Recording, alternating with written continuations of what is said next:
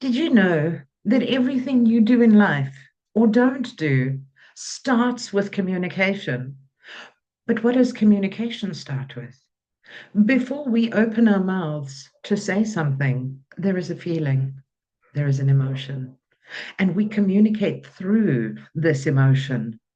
Your ability to manage emotions will ultimately determine whether people follow you or flee from you. Isn't it time we started prioritizing our emotional intelligence just as much as we prize our technical competence in our careers?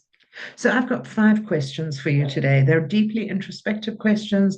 I'm going to ask them and just talk you through a couple of ideas in terms of how you can connect more deeply with yourself and with others in order to aid more effective communication with yourself and with others. My first question: are you aware of how your emotions impact people, decisions, outcomes? Your emotions create a ripple effect in the world. So many of us are totally unaware of how our emotional state impacts a room. Think about this for a moment. Have you ever been into a room or you've been in a room and someone enters and it's almost like there's a breeze that sort of flows through this room? You feel this person's presence. Now that's energy. Energy is simply, or emotion is simply energy in motion. So this is an emotion that we're picking up on. Are you aware of how your emotions affect other people?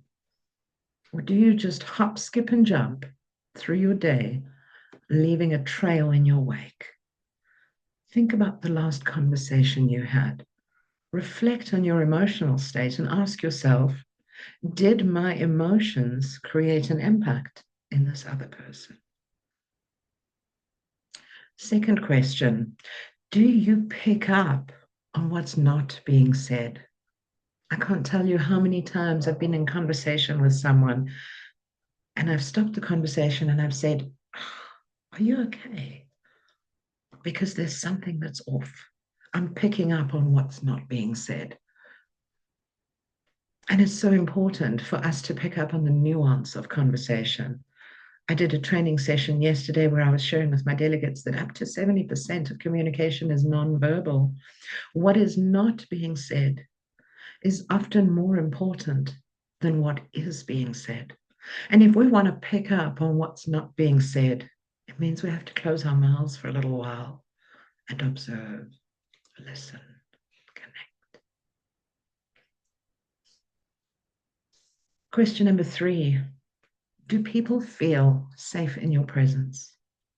Have you ever noticed that people perhaps overshare in your presence? And that's because they feel safe. They feel like they're not judged. They feel like they can say the things they wouldn't ordinarily say. And this is a good mark of emotional intelligence. But if people are constantly being guarded around you, you have to ask yourself, how can I connect more deeply with myself? How can I connect more deeply with the other? How can I raise this quotient of trust? How can I lower my judgment? Perhaps I'm sitting in judgment of other people. Question number 4. This is my favorite. Do you listen to understand, or do you listen just to reply?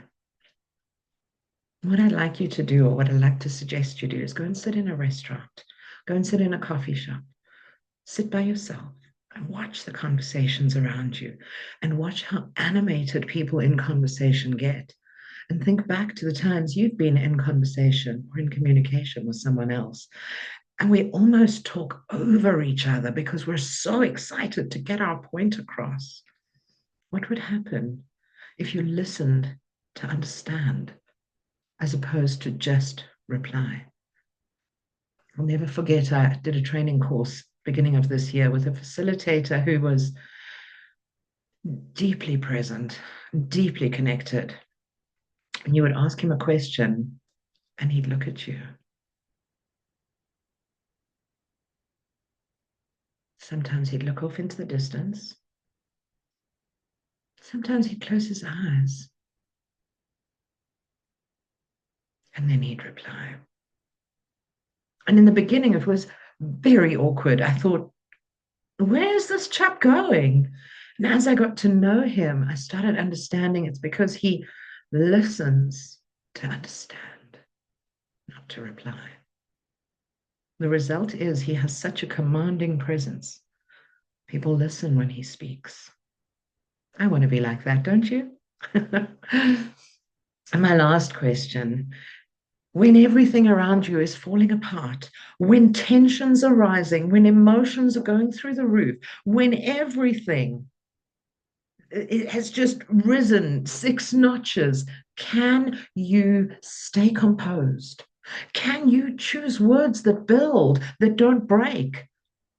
Can you maintain that core of who you are without getting caught up in the drama that is around you and without rising to meet the rising tensions that are around you? Can you remain steady? Think back on the last situation that you were involved in where tensions rose. How did you show up? What did you learn from that? And how could you change it? So those are my 5 questions for you. I hope that one of them at least has encouraged you to go within and ask yourself, how can I change this? How can I connect more deeply with myself in order to connect more deeply with others? Because the stronger I can build this connection between us, the more effective my communication is going to be. Now, we're covering this subject in Reclaim the Flame next month. If this sounds like something that you'd like to dive deeper into, give me a call. Talk to me. I'd love to have you on board.